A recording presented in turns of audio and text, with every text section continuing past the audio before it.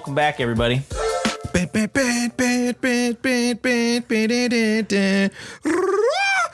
can't do that.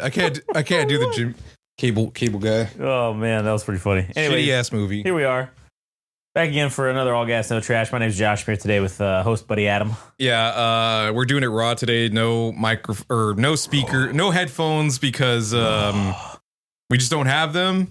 And if the transition from the music to our voices was jarring, well, now you know why. Nope, that's just too bad. You're gonna have to hold that shit. So yep.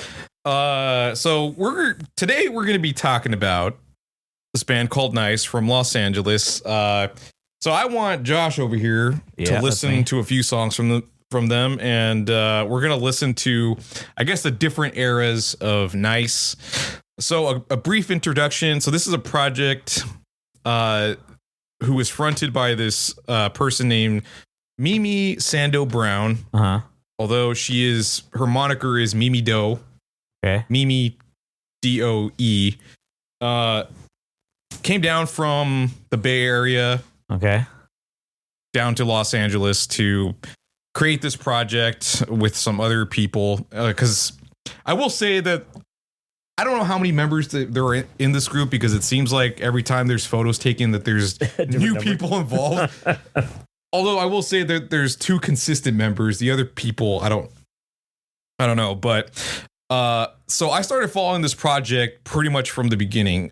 So they became a band back in 2020, and before the pandemic happened, they played this. If I'm not mistaken, they played at this place called the Resident DTLA. Which is like some bar that is just outside the downtown area. And I couldn't go. I wanted to, but I was too much of a pussy because I knew what kind of shows they were putting together where, well, it's obviously punk. So naturally people are going to be flailing and fucking punching it. So because of the fact that I record shit, like a month prior, I went to this small show in LA off of like Sunset or well, not Sunset, it was like Glendale Boulevard or Alvarado, can't remember. Anyways, the music didn't exactly warrant having a mosh pit, but I ended up eating shit. I got gutted, I got elbow or ribbed in the fucking stomach, and I ate shit. So I was like, I don't know if I could see Niis. If I end up recording stuff and I take another punch to the gut, dude, I'm not ready for that shit, because I hate when that happens, dude. It's not a fun feeling. And it kind of ruins everything. No, yeah. So, so they released 2 or 3 singles during the pandemic, and eventually they released more singles in 2021, and then I think they worked their way to releasing an EP in 2022. And there was a point where I thought they weren't going to be, not to say that they weren't active or anything like that, but there was a time where they were dormant, and I kind of just gave up on them. And then they released a single this past year, and I was like, oh shit, they're still making music, cool, like I'm very much interested. So we're kind of gonna listen to the beginnings of Niis, the middle portion, and where they're at now, because I think what they're doing now is like on par. And I know this is gonna sound like jargon or whatever, or me speaking gibberish, but the comparison I'm gonna make is to like No Doubt, where they were like a goofy, quirky ska band, a third wave ska band at the beginning of the 90s, and then they eventually evolved into opening themselves up to more genres. And you know, then we get songs like Spiderwebs, and then we get songs like Don't Speak, where they become, you know, more popular and stuff. This band Niis, I think, is on that same trajectory where they've really opened themselves up in terms of sound. So let's go ahead and kind of work our way through. So the first track that we're going to listen to from Niis is called Egg. Egg. Yeah. Can I offer you an egg in these trying times? I mean, yeah, that's probably fucking super expensive. I mean, so this is one of their 3 singles that they released in 2020. And we'll get to the next track afterward. Dude, all right. This picture that they have on fucking Apple Music. Yeah. This dude, I don't know what he is in the band, but he's sitting on the end of the thing. Dude, he looks like fucking gold dust, dude. Like, let me see. Like, that looks straight like Dustin Runnels. Like, Oh yeah. I think he's the guitar player. dude, he looks dead like gold dust in that fucking picture, man. Like, that's insane how uncanny that is. Like, Yeah. I feel like he's gonna fucking pull out the fucking costume and just start drumming or guitar. That's That'd be like awesome. that's a 2010s gold dust though. Like Yeah, when he was no, yeah, starting, yeah. when he was getting lean and shit. Yeah, exactly. Yeah, that's what he looks like. Anyways, DDP yoga. yeah, hell gold yeah. dust. All right. Anyways, okay, so this is egg. So this is egg. Yeah. Anyways. Okay, all right. Man, you will get your ass kicked at this. That's definitely mosh pit fucking music for sure. Yeah, that's as straight punk as you can get, Yeah. and that's what they were in 2020. Okay. So, a little bit more information about them. So they've toured with bands like GBH, Starcrawler. Forgot what other bands they've played with. Oh, Scowl. Don't forget about Your Mom and the Hooties. All right, Your mom.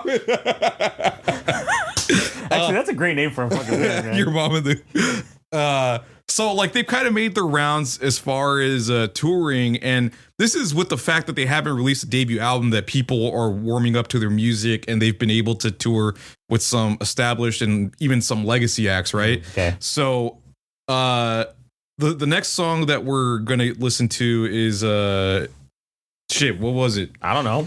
You didn't tell me. Oh, fuck you, boy. Fuck you, boy. Yeah. Okay. I was gonna say you didn't send me the set list. Notice that song was kind of more or less like strictly a punk, a traditional punk song, right? All right. And it sounds like it's recorded in somebody's basement. Yeah, It's yeah. like with the cardboard insulation. Right, yeah. But so let's listen to "Fuck You, Boy" and see the evolution. And this song came out a year later, according to this shit. All right. Yeah. All right. Here we go.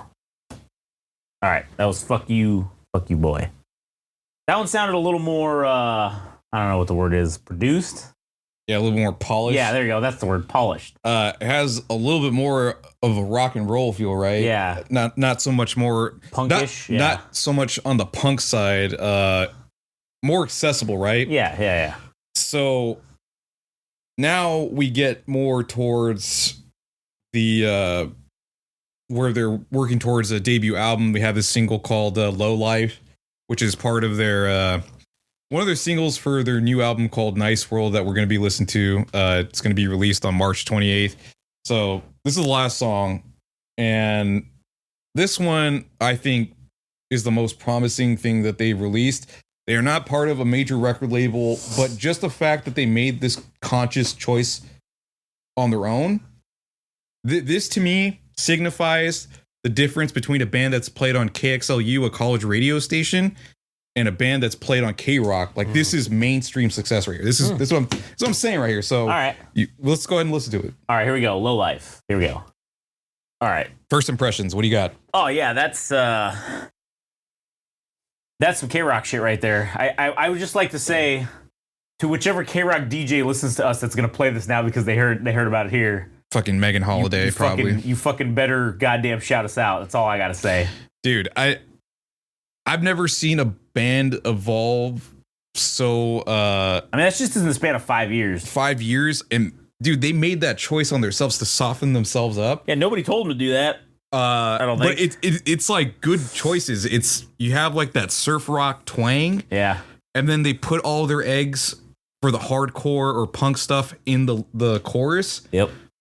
And then you have the contrast of the soft vocals and the verses or the lyrics. Yeah. The verses and then the chorus, soft to gritty growls, like whatever.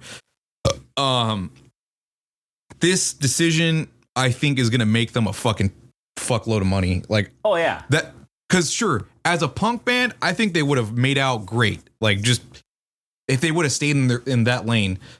But that they would just be great as a punk band, and the ceiling for that is nobody's gonna end up being like Green Day, just being a straight fucking punk band, right? Like what they're doing now is now Green Day status, or like No Doubt, where they started incorporating little fucking things. Yeah.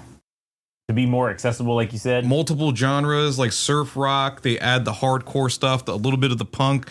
They're still preserving themselves, but it's more accessible. This is how you go from being a college band to being a fucking mainstream success. Like, this song, I think, is indicative of what the next 11 or 12 tracks on this debut album, I think it's already fucking decided that this band is gonna just catapult in the air with their fucking debut album because how fucking good this one single is, dude. It's so fucking good. Yeah, I'm actually curious to see how this album's gonna fucking come out now that we're gonna review it on what was it, March 28th is when it comes out. Yeah. Oh man, we gotta wait a whole fucking month. Yeah, a month and some change. Yeah, so that's more or less all I had for the episode. So if you haven't already checked out Niis, you can follow them on Instagram at Niis NIIS.Los Angeles.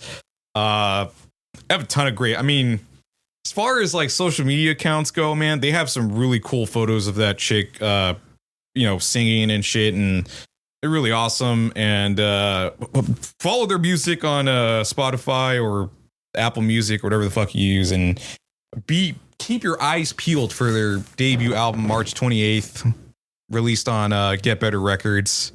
Doesn't get any better than this, so. Yep, absolutely. All right. Yeah, that'll be the end of it. Go fuck yourself.